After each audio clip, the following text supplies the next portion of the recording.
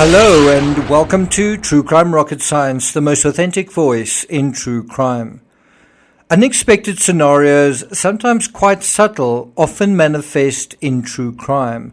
And the test isn't so much whether we can figure out what really lies within the riddle, but how long it takes us to figure it out. I mean, are we effective critical thinkers or not? And don't we want to be as effective in our critical thinking as we can possibly be?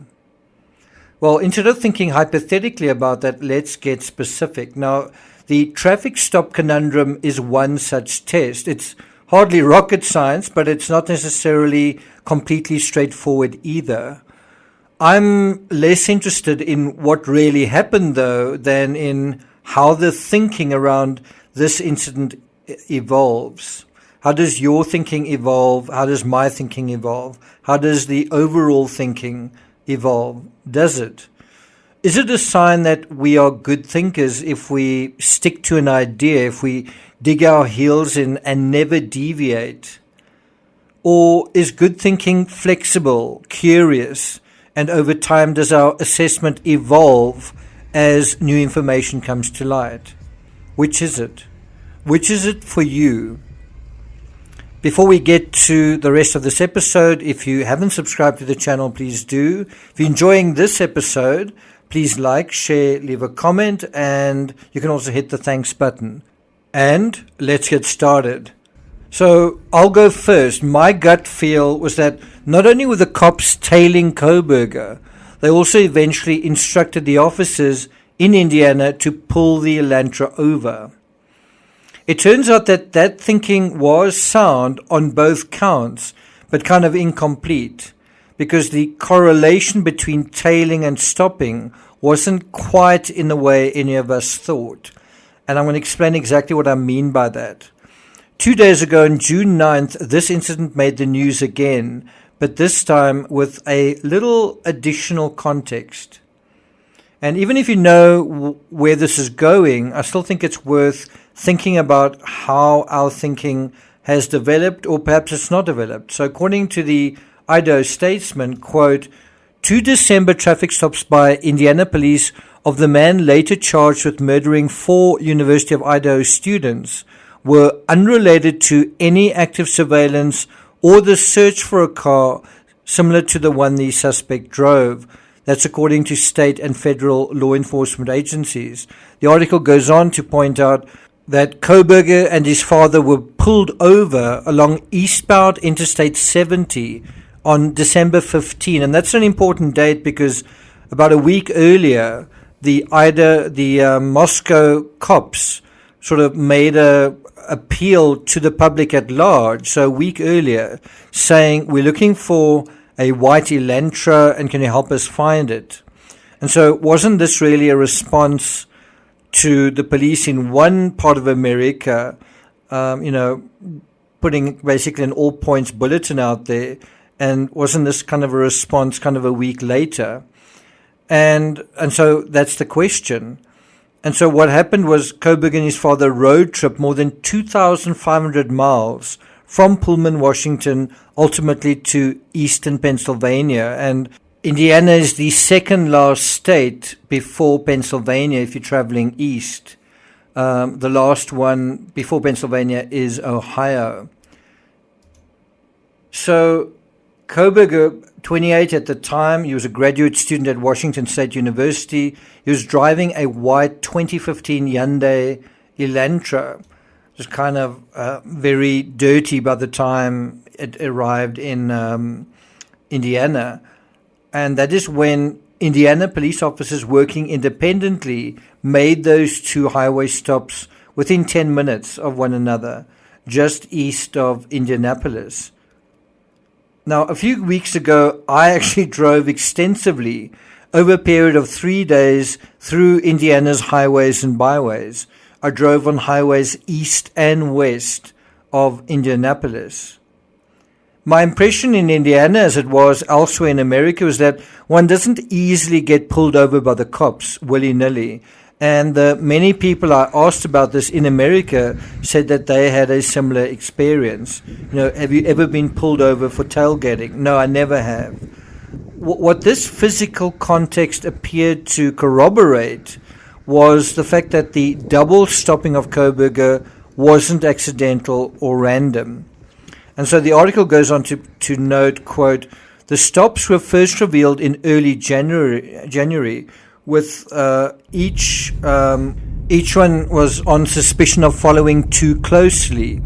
And then police body cam footage released at that time confirmed that as well. Jason Labar, Koberger's public defender in Pennsylvania, he told NBC's Today Show also in January that he believed the back-to-back police stops were a random coincidence. And that's the end of the quoted section from the article. Well, I never believed it was random. I never believed it was a coincidence, or that the cops would get their knickers in a twist twice over something as benign as following too closely. Also, if following too closely was so egregious, you're going to go to all the trouble to stop him for that, and it's serious enough to stop him, then why would they also release him both times without a fine? So it did seem to some extent like a premise for something else. And so was the stop a premise for, well, we're following Koberger and we want to make sure it is Koberger and we want to make sure we know where he's going, or is it a premise on something else? And it turns out that the fact that there were two stops and not just one, that does actually give us real insight into a particular exercise that was taking place that particular day right outside Indianapolis, right? Going back to the article, quote, a mix of news reports cited anonymous sources and speculation on social media, persisting in alleging that the FBI was tailing Koberger, in other words, through Indiana, and then they asked that he be pulled over. The FBI has maintained that its agents were not involved in the stops, including this week in response to questions about the incidents from the Statesman. Sandra Barker, a Salt Lake City-based FBI spokesperson, pointed to past statements from the agency to underscore denials that it played any part in them. Now, obviously it makes sense to extrapolate from the fact that the cops were doing surveillance on Koberger in Albrightsville in Pennsylvania, including watching him clean his car and take out the trash, in the middle of the night. It makes sense to extrapolate from that they're doing surveillance then, well, that they'd been watching him all along. They were they were sort of building their case against him, and they were watching him all along. But the truth is that the FBI, well, let's put it this way. So the truth is that the FBI were tailing him. That is part of the real narrative. But, I mean, if you think about it, where were all the students going at the end of the semester in December? Where do students go at the end of a semester in December? Well, they go home. Where was Koberger going? Home. So if they knew where his home was, why did they need to follow him all the way home? Going back to the article, quote, contrary to reports, the December 15 traffic stops conducted on the vehicle being driven by Brian Koberger in Indiana were not requested or directed by the FBI. And that was according to the FBI's Indianapolis office. That's what they said in January. Instead, the stops by Indiana State Police and the Hancock County Sheriff's Office were, and this is very important, separate drug interdiction checks. And that is according to a spokesman for the Sheriff's Office, what they told the Statesman. Now, that's obviously the local Sheriff's Office in Indiana. And that is what also came out in Dateline on NBC. They were the first to report that these traffic stops of Koberger related to the Indiana Law Enforcement Agency's drug trafficking operations. That is what it was all about. The spokesman Barker declined to comment on the Dateline report, end quote. So how is that for a little bit of additional context? And actually, yes, that makes a lot of sense for several reasons. Firstly, Indiana and Indianapolis, due to its central location, is known as the Crossroads of America. Secondly, the confluence of highways through Indiana means it's also potentially a conduit for drug traffickers, especially during holidays and the festive season. And thirdly, you would imagine in a drug trafficking operation lots of semi-random stops based on kind of a false premise. And that's exactly what this looked and felt like, a false premise. According to the IndieStar.com, quote, Indianapolis has officially been designated a high-intensity drug trafficking area by the federal government, making it eligible for federal funds and other resources, end quote. Having traveled by road and by air across the length and breadth of America, I can tell you that I saw billboards all over the place warning of the dangers of drug addiction and opioids in particular, and that includes in Indiana. According to the article in the Statesman, quote, former New York Times reporter Howard Blum was first to write in a January article that the FBI was in mid-December already tracking Kohberger's every move. And I don't doubt that that is correct. What I do doubt is that if they're tracking his every move, did they really need to track his every move cross-country if they kind of knew what his end destination was?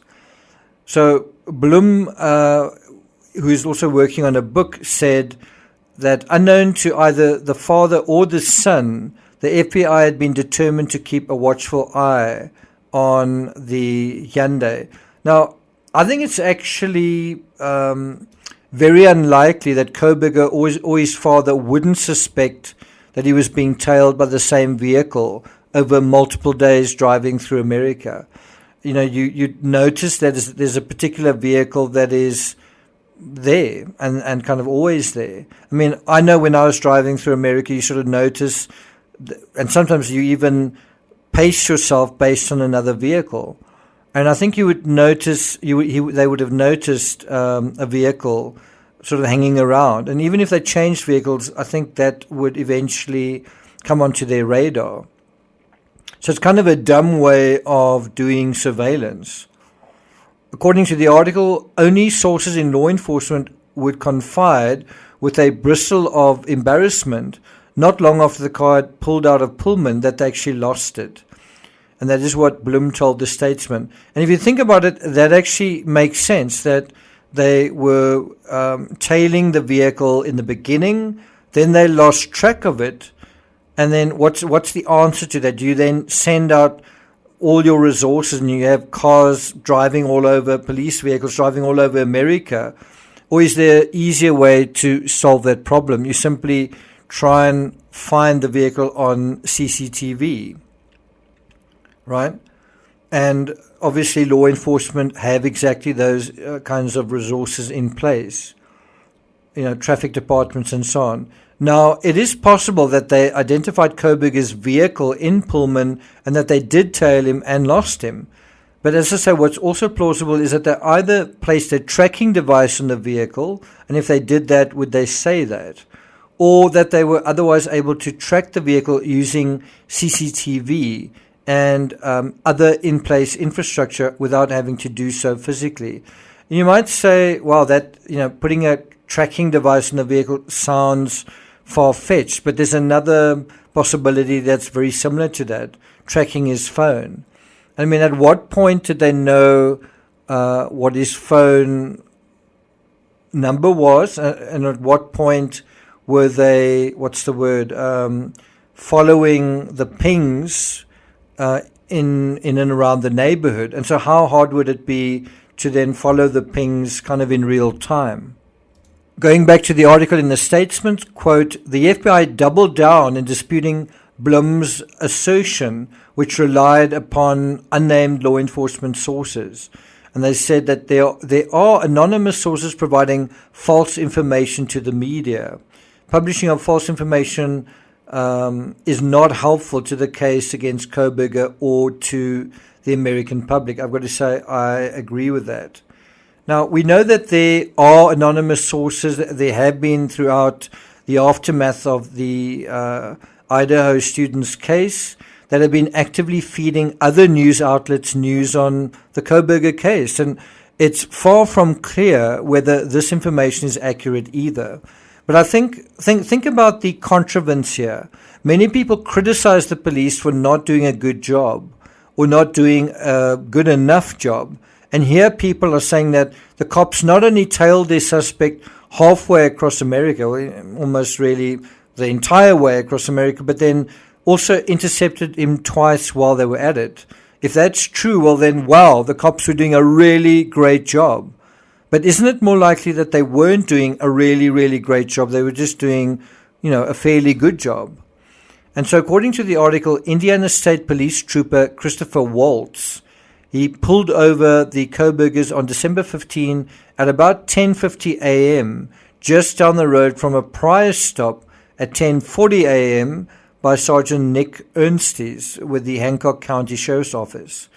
And what they said was, they noticed that the vehicle was driving with Washington state plates. And so they're wondering, what is this car doing so far afield? And when I was driving rental vehicles throughout America, I was also thinking, some people must be wondering, what are you doing with Florida plates in Idaho?